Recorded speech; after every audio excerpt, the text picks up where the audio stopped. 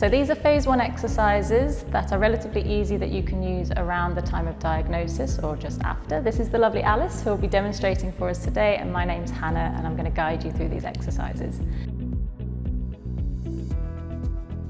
At the time of your diagnosis, we'd very much recommend you try to maintain your cardiovascular exercise levels wherever possible. However, the minimum standards recommended are 150 minutes of moderate activity per week. This can comprise of up to 20 minutes a day if you're just starting out, 30 minutes if you've been active for a little while, and up to 40 minutes 6 times a week if you're an active person already. Upper trap release exercise. This is to help increase the movement around your neck. So very easy. We can pop our right hand onto our head. Okay, we're going to take our ear over to our shoulder on the right hand side, and what you're hoping to feel is a nice big stretch down this side. You're then going to take a breath and release the movement, coming back to neutral.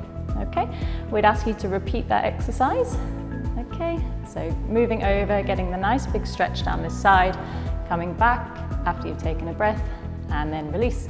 We can make it a little bit easier by not using the hand, so we can remove the hand, and that should just make it a little bit easier if it's uncomfortable for you. And in terms of repetition, we'd ask you to do 5 repetitions, little and often throughout your day. Okay, we'll move on to our second one, which is a mobility exercise for the lower back. So we'll ask Alice just to have a lie on the mat for us, please.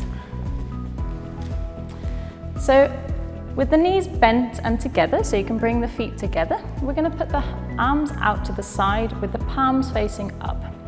What we would like you to do is you're going to take your knees over to one side while we're keeping the shoulder on the floor, and then you can come back this way. Okay, you can go as far as you feel comfortable, keep coming, so much so that as long as the opposite shoulder doesn't come off the floor. Okay, and going back. It's a continuous movement going in and out of a stretch, which you should feel in the lower back, maybe a little bit around the hips as well, but you shouldn't feel any pain with this movement. Again, we can ask you to do 10 repetitions, ideally morning and evening, and once in the middle of the day if you have the opportunity. So we'll move on to some of our strength exercises now. So Alice will first of all demonstrate for us a spine roll down. So what we'd like you to do is you can sit into this position with feet shoulder width apart for us, lovely, and knees bent. Palms again facing up and trying to keep the neck in a nice neutral position. That's lovely. So from the middle, what we're going to do is we're going to tilt the pelvis backwards, and you're slowly going to roll down, keeping the arms out in front. So reach them out forwards a little bit more, lovely. Keeping the shoulders away from the ears, okay. Going down as far as you feel comfortable, and then rolling forwards from the shoulders and up, growing tall through the middle. Okay, should we repeat that movement? So rolling down from the lower back all the way down through the middle of the back, going as far as you feel comfortable to control, and then coming forwards from the shoulder blades forwards and up through the middle of the body. Okay, what we're aiming for with this exercise, Alice, if you're happy to continue to demonstrate for us, lovely, thank you, is we're hoping that you'll feel the core muscles working actively.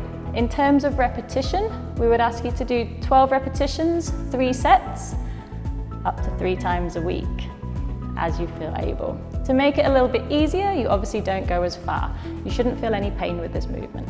So this is our Superman exercise. We're going to show you a couple of variations in terms of making it more difficult and easier. So you can see Alice here is in a nice position. Her shoulders are stacked under, her hands are stacked under her shoulders, her knees are stacked under her hips. She's going to have a nice open back of the neck, okay, and we're going to keep the back in a nice neutral position. So we'll start with the easiest level with this one. Alice, could you please take one arm forwards, okay, and up. So we're just taking the arm up and back down. We're keeping the spine in a neutral position. We're keeping the head in a nice neutral position as well. And this is just going to work the stability around the shoulders and the core. To make this a little bit more difficult, what we can do is we can use the legs as well separately. So Alice, if you wouldn't mind doing level 2 for us. Okay, and back down. Lovely. So we're alternating sides again, making sure the back's staying nice and neutral.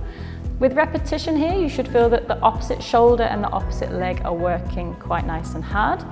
In terms of repetitions, we would ask you to do 12 repetitions, 3 sets, 3 times a week. You should not feel any working in your spine area here, so in your lower back. It should all be based around the shoulder and the hip.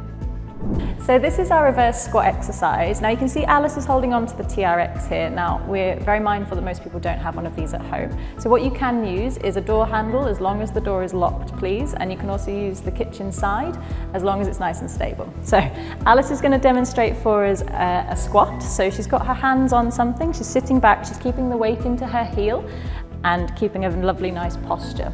The drive is coming through the heels up, so when she gets here, she's pushing through her heel at the back so that she comes back up. This speed is perfect. We wouldn't encourage you to go any faster. And again, if you have a problem with your knees, you maybe don't have to go quite as deep. You can do a smaller, stop there please, lovely little squat there and then come back up. We'd encourage you to do pain-free range, whereby you feel the muscles in the fronts of your legs, the backs of your legs, and maybe the bottom muscles working.